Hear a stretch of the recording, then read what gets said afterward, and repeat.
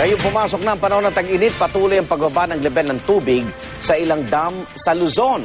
Kaya naman hinimok na ng pag-asang publiko na magtipid ng tubig. Saksi si Cesar Apolinario. Tila balde dahil walang tubig. Hindi lang miminsang nasaksihan ang tagpong ito sa gitna ng tag-init. At ngayong pumasok na ang summer season, patuloy raw na bumababa ang level ng tubig sa ilang dam sa Luzon. Sa Angat Dam nga na pangunahing pinagkukunan ng tubig ng mga taga Metro Manila, 207.14 meters na ang water level, mas mababa kumpara kahapon. At ayon sa Pag-asa, posibleng bumaba pa raw sa 192 meters ang level ng tubig sa Angat ngayon tag-init. Paliwanag ng Weather Bureau, natural lang ang pagbaba ng tubig sa mga dam tuwing summer dahil bihira ang pag-ulan.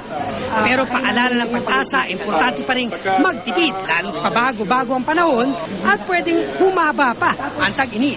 Di lang kasi tubig ang binibigay ng mga dam, kundi pati na ang kuryente. Pinaka-worst scenario na pwedeng mangyari, mauubos yung tubig, magkakaroon tayo ng shortage sa electricity. Kailangan talaga magtipid tayo.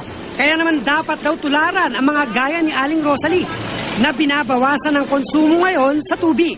2 beses na lang daw siya magbanlaw ng labada at 1 beses maghugas ng bigas, isa-isa saing. Pag gamit po, kailangan pong matipid. Titipirin talaga.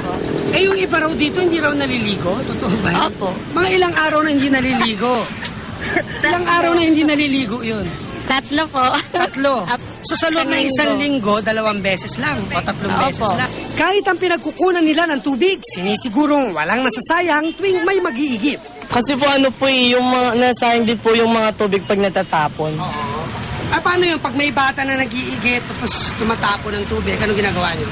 Ano, tinitignan na po lang namin. Okay. Tapos, Pinapagalitan namin yung mga naglalaro ng tubig.